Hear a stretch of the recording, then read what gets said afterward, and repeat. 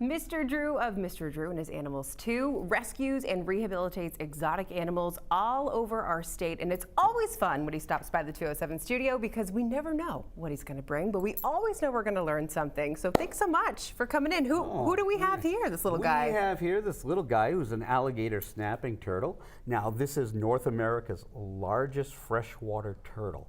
They can grow in excess of 300 pounds and they can live hundreds and hundreds of years. They are slow growing. They are very, very prehistoric. These guys are what we call ambush predators, rather than like our native snapping turtles who are nomadic. Oh, there we go, yeah. Whoa. They're nomadic predator, the main snapping turtles. Alligator snapping turtles wait, and right inside of his mouth, there's a little pink spot. Yeah.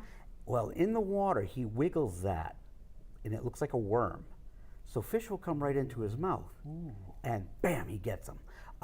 And so he waits for food to come to him, where our snapping turtles go looking for food. Right. You brought a photo of how big these snapping turtles can get. How much does the one in the photo weigh? This one is like 320 something pounds. We don't know how old it is, and the gentleman in the picture are herpetologists, so this one wasn't hunted or hurt in any way. So that will grow into something that big. Not in my lifetime, No. but yes, My they grow very gosh. big.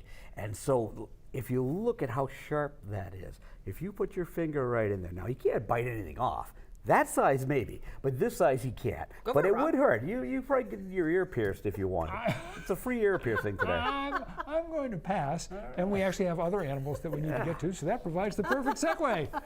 Perfect excuse for me not to stick my finger in that mouth. Now this guy, oh, he's rattling his tail. Oh, boy. joy. Yeah, he was rattling his tail.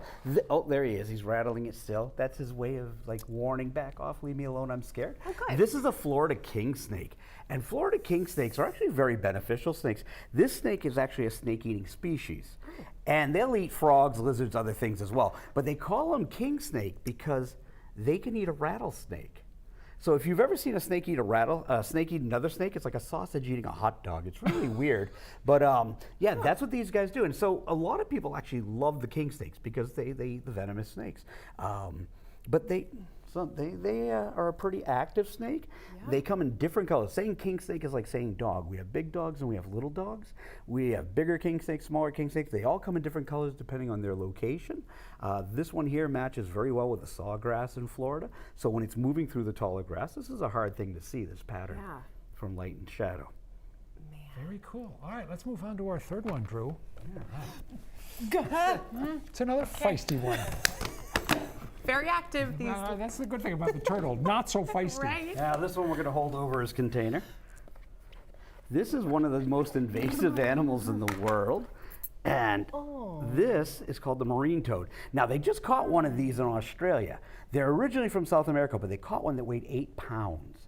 Now they typically grow only a couple, 2, 3 pounds, which is still a big toad. And at that size, they're eating everything. They're found any place in the tropical areas, like the Caribbean, throughout Australia and the South Pacific, because they were introduced to sugarcane plantations to help control the cane beetle.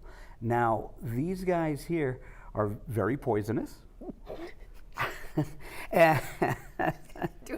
And the poison glands are up here on the head, so if an animal eats it, the animal would get a mouthful of poison. Can you turn it around to the camera? Because what I'm very curious Oh, about, this- what is What this? are What is this slime? Yeah. on That its is back? some of its secretions. They basically secrete these.